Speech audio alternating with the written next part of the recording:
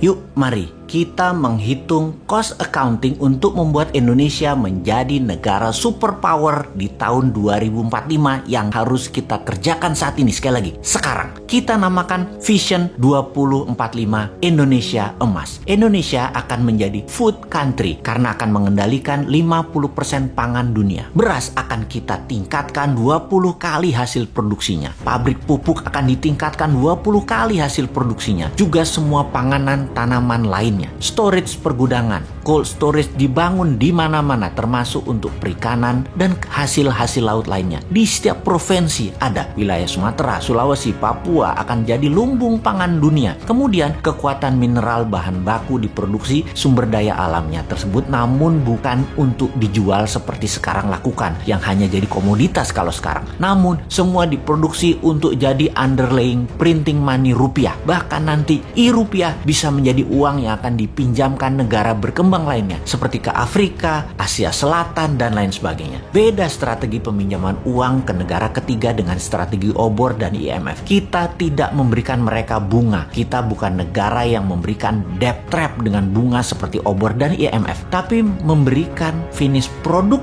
yang mereka buat untuk Indonesia dengan harga 20% lebih murah untuk produk dan bahan yang Indonesia tidak bisa produksi. Lebih elegan cara kita. Namanya juga New Mind. Lalu kita akan menguatkan kekuatan armada perang kita dengan 4 angkatan perang dengan kekuatan laut didahulukan. Armada laut dan transportasi laut Indonesia akan menjadi terkuat di dunia karena akan membangun kapal mulai dari kapal nelayan hingga kapal kargo, mother vessel hingga kapal perang. Kita akan kembalikan kekuatan kerajaan Sriwijaya dan Majapahit. Ditambah mata elang, kekuatan pesawat udara jarak pendek di mana Indonesia akan memproduksi pesawatnya Pak Habibie. Lalu kekuatan Space Army dengan satelitnya ada di mana-mana. Lalu kita akan membangun infrastruktur jalanan, rel kereta api, pelabuhan kapal laut, terminal bus, dan truk kargo untuk mobilisasi produk dan manusia termasuk memproduksi kendaraannya. Lokal kontennya harus mendekati 100% semua proyek ini. Dan ada sebuah hal yang penting lagi, yaitu membangun 10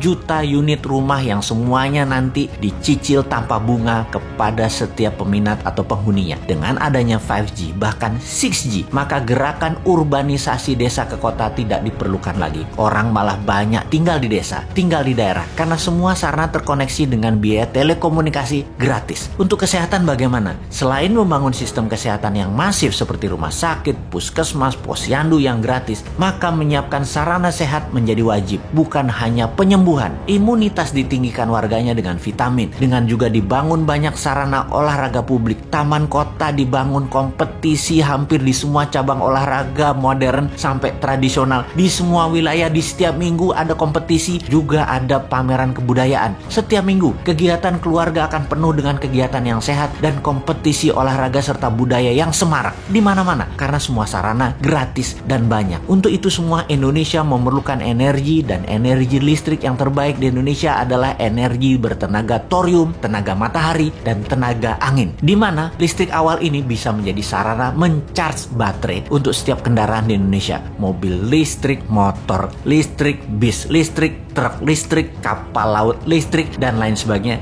Hingga power plant tenaga batu bara yang merusak lingkungan itu akan hilang dalam 5 tahun ke depan. Cost accounting ini mohon ditambah lagi ya sahabat. Capek juga berhalu sendirian. Wahai sahabat New Mind, halunya dilanjutkan di komen Anda di bawah ini. Tenang, uangnya ada. Pastinya bukan pakai hutang negara lain ala janji suci yang lalu ya.